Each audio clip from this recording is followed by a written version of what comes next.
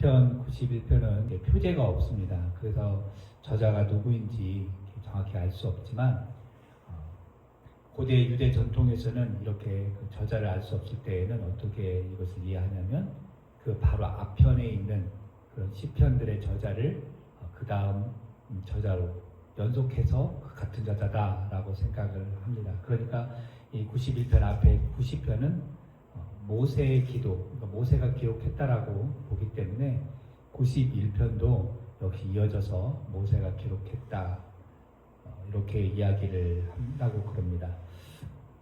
뿐만 아니라 이 91편의 내용을 보면 신명기 32장에 나오는 모세의 노래와 좀 내용과 구절들, 표현들이 좀 비슷한 것들이 많아서 91편이 모세가 기록했을 것이다 라고 이야기를 합니다. 그것들을 한번 살펴보면 91편에서는 피난처이신 하나님 이렇게 노래를 하고 있으면 신명기 32장에서는 보호하시는 하나님 이렇게 노래를 하고요. 또 91편에서는 깃으로 덮고 날개 아래라는 표현을 사용했는데 신명기 32장에서는 독수리가 새띠 위에 날개를 펴서 받으며라는 표현으로 이렇게 되어 있었습니다. 그러니까 시편 91편과 신명기 32장의 어떤 유사성들, 모세의 그 노래가 91편과 좀 비슷하다라고 하는 것을 봤을 때 보통 모세의 노래다 이렇게 이야기를 합니다. 그리고 이 91편을 보면은 그 해석하고 또 이해하는데 도움이 되는 게 뭐냐면 이것을 말하고 있는 사람이 누구인가 라고 하는 어떤 관점을 보게 되면 이해하기 쉽습니다. 그래서 1절과 2절에서는 내가 이야기를 합니다. 나 자신의 어떤 신앙 고백을 이야기하고 있고 3절부터 13절까지는 너, 듣는 사람이 너는 이렇게 이야기를 하거든요. 그런데 잘 살펴보면 너는 이라고 했을 때 그 말하는 사람이 누구냐 제3자인 것처럼 보이지만 실제로는 자세히 보면 자기 자신에게 또 이렇게 하는 것 같습니다. 그리고 14절, 16절 마지막은 뭘로 누가 이야기하냐면 하나님이 말씀하시는 것으로 이렇게 되어 있어요. 그러니까 91편을 읽을 때에 이 세 가지 관점을 보면서 우리가 읽고 생각해 본다면 많은 이해가 되고 도움이 될 것 같습니다. 이걸 관점으로 한번 세 가지로 또 그래서 나누어서 한번 살펴보도록 하겠습니다. 먼저 1절과 2절을 보면은 내용이 뭡니까? 지존자의 은밀한 곳에 거하고 전능자의 그늘에 사는 사람, 그 사람이 은혜가 되고 그 사람이 보호받는다라는 내용입니다. 하나님이 지존하시다.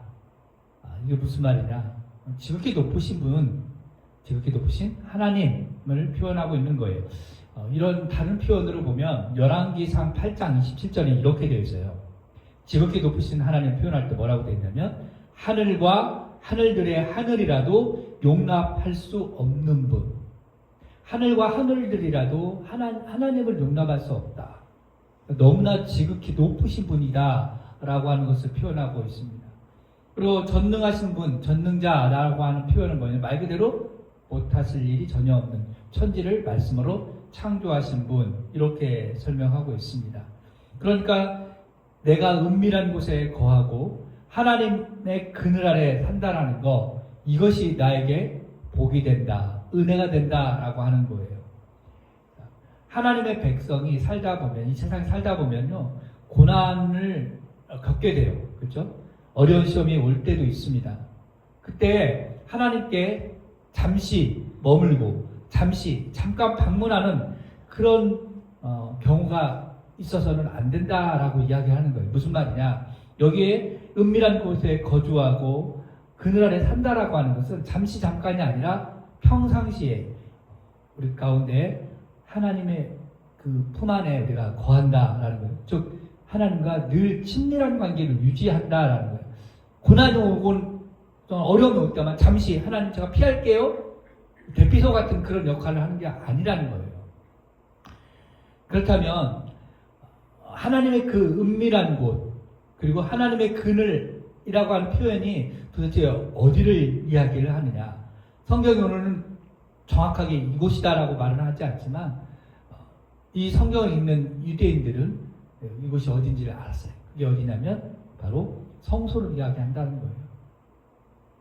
즉 성소 중에서도 지성소, 거룩한 곳, 하나님이 지정하시고 하나님을 만날 수 있는 곳, 그것을 말한다는 거예요. 그 성소와 지성소에서 하나님을 만나면 무엇을 합니까? 예배를 한다는 거예요. 예배를 하는 것. 그래서 그 거룩한 곳에서 하나님을 만나고 하나님을 예배한다라는 거예요. 그러면 오늘날로 말하면 우리가 하나님을 어디서 만나느냐? 예배하는 곳. 그래서 이렇게 말하니까 예배당? 이렇게 생각할 수 있어요. 뭐 틀린 말은 아니겠지만 하나님을 만나는 것은 내 삶 전체 영역에서 하나님을 만난다라는 겁니다. 그러니까 하나님을 제대로 만나려면 우리가 사실은 내 삶 전체 속에서 하나님을 예배하는 삶을 살 때에 우리가 하나님을 만날 수 있어요. 그러면 어떤 고백을 할 수 있느냐? 2절에 나오는 것처럼 나는 여호와를 향하여 말하기를 하나님은 나의 피난처이십니다. 하나님은 나의 요새가 되십니다. 내가 의뢰하는 분이 하나님이다 라고 당당하게 고백할 수가 있는 거예요. 그러니까 오늘 이 말씀을 우리에게 적용해 본다면 우리가 일상 속에 살아갈 때에 어려움이 올 때 잠깐 하나님을 만나는 것이 아니라 평상시에 하나님과 친밀한 관계를 가지고 늘 예수님과 동행하면서 예수님 안에서 우리가 교제하며 그렇게 살아가는 거예요. 그렇게 할 때 하나님의 그 은밀한 곳, 전능하신 그 하나님의 그늘 아래서 우리가 살 수 있다라는 거예요. 이것을 우리가 오늘 이 아침에 좀 경험했으면 좋겠고 이것이 우리의 신앙 고백이 되었으면 좋겠습니다. 오늘 또 두 번째로 볼 게 뭐냐면 13절부터 3절에서 13절까지인데요. 이게 뭐냐? 세상에 두려움이 고난이 있더라도 그 속에서 하나님께서 보호하신다라는 겁니다. 우리가 은혜의 삶을 산다고 해서 세상에서 일어나는 모든 고난과 역경이 피해가지는 않죠. 저절로 없어지지는 않습니다. 여전히 있습니다. 그것이 현실로 다가올 수 있습니다. 오늘 그것을 본문에서 이야기를 해줘요. 그러나 그런 고난의 현실 속에서 하나님께서 보호의 손길을 내밀어 주시는데 어떻게 내밀어 주느냐? 방패로, 손방패로 하나님께서 우리를 지키시고요. 또 때로는 천사를 보내셔서 보호의 손길을 보내주신다라고 이야기를 하고 있는 거예요. 이 세상은 평안한 곳이 아니라는 거예요. 고난과 고통이 있는, 어려움이 있는 곳이다라는 거예요. 그게 예를 들어서 그런 단어들을 사용하는 게 뭐예요? 새 사냥꾼의 올무, 전염병, 공포, 화살, 재앙 이런 단어들이에요. 이것이 계속해서 끊임없이 나옵니다. 그러니까 하나님을 의지하고 믿는 사람이라 할지라도 고난과 두려움이 있다라는 거예요. 그렇다고 해서 두려움이 있다고, 하나님 믿는 사람이 두려움이 있다고 해서 그 사람이 믿음이 없느냐? 이건 아니에요. 믿음은 두려움이 사라지는 것이 아니라 그 두려움 속에서 하나님을 붙드는 것이 믿음입니다. 믿음의 사람도 역시 두려움이 있긴 있어요. 그러나 그 두려움에서 하나님을 붙들 때에 그 믿음이 확장된다는 거예요. 결국 하나님을 붙들면 하나님께서 우리를 보호해 주신다라는 거예요. 그 약속의 말씀을 오늘 해주고 있습니다. 특별히 이제 11절과 12절 말씀을 한번 보세요. 하나님께서 천사를 보내셔서 우리를 보호해 주신다라고 이야기를 하고 있습니다. 여러분, 천사의 존재를 믿으시나요? 영적인 존재이기 때문에 우리 눈으로 볼 수가 없죠. 이 천사에 대해서 특별히 이제 1세기 당시에 예수님 그런 시대에는 이 천사가 영적인 존재이기 때문에 천사를 숭배하는 그런 사상까지 생겨났다고 그래요. 그러나 여러분 기억하셔야 돼요. 천사는 우리가 숭배할 대상이 아니고 히브리서 1장 14절 말씀에 의하면 뭐라고 기록되어 있냐면 모든 천사들은 섬기는 영으로서 구원받을 상속자들을 위하여 섬기라고 보내심이 아니냐. 천사들은 구원받을 상속자들을 섬기는 존재라는 거예요. 그러니까 우리가 하나님의 자녀가 되었다면 이제 천사들을 통해서 우리를 섬기게 하신다라는 거예요. 섬긴다는 것에 거기에 또 보호의 의미도 포함되겠죠. 근데 이 말씀이 이 11절과 2절 말씀이 신약에 인용되어 있습니다. 마태복음 4장에 보면 예수님께서 공생애를 시작하기 전에 40일간 광야에서 금식 기도하시죠. 그때 그 후에 누가 찾아오죠? 사단이 찾아와서 시험을 하죠. 시험을 할 때에 이 예수님을 성전 꼭대기에 데리고 와서 뛰어내려라. 그러면서 사용한 말씀이 오늘 시편 91편 1절과 12절입니다. 그때에 이 마귀가, 이 사탄이 이 말씀을 인용하면서 뛰어내려! 그러면 천사가 너를 보호해 줄 거야. 이렇게 말씀하실 때 예수님께서 뭐라고 하셨냐면 주 너희 하나님을 시험하지 말라. 그래서 그 시험을 이기셨어요. 그러니까 이렇게 우리가 하나님의 말씀을 어떤 본문과 어떤 하나님 그 기록된 그 의도, 그 문맥을 떠나서 엉뚱하게 사용하면 이것이 믿음의 고백이 아니라 어떤 거예요? 시험의 도구가 되는, 사람을 시험 들게 하는 도구가 되는, 시험을 테스트하는 그런 말씀이 된다는 거예요. 그러니까 하나님의 말씀이라고 그냥 아무 때나 막 적용하면 안 되고 그 문맥에 맞게, 그 상황에 맞게 전해야 되고 우리가 사용해야 되는 거예요. 그래서 하나님의 보호하심을 믿고 나가면 결국 완전한 승리를 할 수 있다라는 것을 말씀해 주고 있어요. 그게 몇 절이냐면 13절이에요. 내가 사자와 독사를 밟으며 젊은 사자와 뱀을 발로 누르리로다. 그러니까 하나님께서 보호해 주시면, 그리고 하나님 믿음으로 붙들면 이런 모든 어려움을 발로 밟을 수 있다라고 우리에게 약속해 주시고 있습니다. 결국에는 하나님이 나의 피난처이시고 나의 요새시고 나의 완전한 분, 그래서 완전한 승리를 우리가 살 수 있다라는 것을 우리가 붙들고 나가야 된다라는 것이 오늘 말씀입니다. 이제 마지막으로 이 세 번째는 하나님께서 직접 말씀하세요. 14절, 15절, 16절 보면 이 분위기가 완전히 바뀝니다.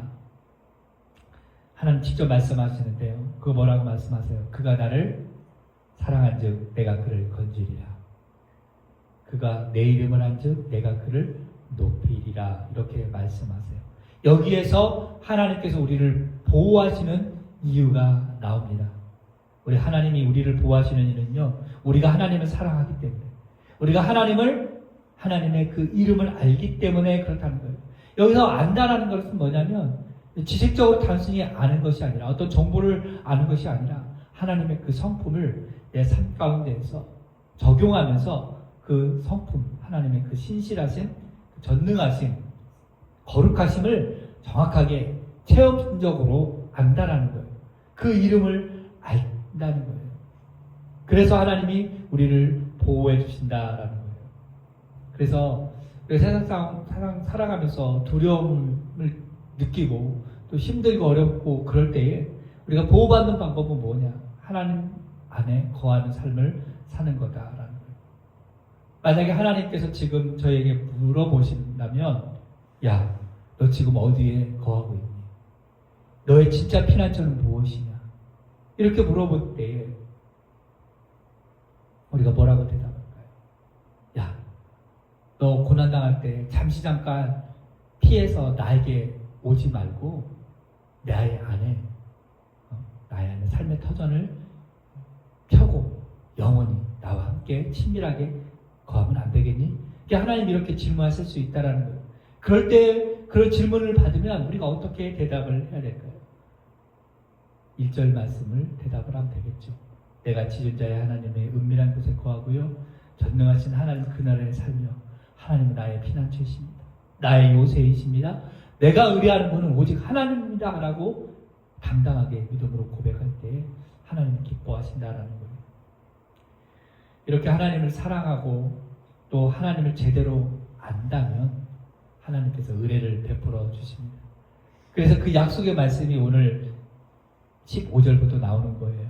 우리가 기도할 때 하나님께서 응답하시겠다라고 이야기해줘요. 그리고 환난을 당할 때 하나님께서 함께 하셔서 건지시고 또 영화롭게까지 해주신다라는 거예요. 그리고 장수하게 해주신다. 구약에서는 장수한다라는 것이 정말 큰 복입니다. 근데 이것이 신약에 와서 이 장수한다는 게 단지 그냥 목숨을 오래 산다라는 개념보다 더 확장돼서 예수님을 믿음으로 인해서 이제는 어떻게 된다고요? 영생을 누리게 된다라고 이야기를 하는 거예요. 그리고 하나님께서 나를 만족하게 하시고 구원으로 하나님께서 그것을 보여주신다라는 거예요. 그러니까 하나님을 의지하고 신뢰하는 사람은 하나님이 보호해 주시고 이렇게 기도할 때마다 응답해 주신다라는 거죠. 오늘 아침에 말씀을 정리합니다. 시편 91편에서 말씀하고 있는 것은 무엇이냐? 우리가 세상 살 때에 고난이 있고 어려움이 있고 환란이 있을 때 우리가 지존자의 은밀한 곳에 거하여야 되고 전능하신 하나님의 그 그늘 아래 살 수 있기를 바란다는 거죠. 그런 믿음의 고백도 우리 가운데 있어야 되는 거예요. 그 은밀한 곳에서 또 그늘 아래에서 무엇을 합니까? 예배한다는 거예요. 예배가 단지 시간을 정해놓고 예배당에서 하는 것만이 아니라 내 삶 전체가 예배가 되어야 되는 거예요. 하나님과 친밀한 관계를 맺고 예배할 때 하나님께서 보호해 주시고 지켜주시는 거예요. 그것이 단지 이례적이고 잠깐이 아니라 평생에 그렇게 믿음으로 살 때에 하나님께서 응답해 주시고 보호해 주신다라는 거예요. 이런 은혜들을 이 아침에 우리가 말씀으로 받고 우리 삶 속에서 누리는 축복된 삶을 사는 저와 여러분이 될 수 있기를 축복합니다. 기도하겠습니다.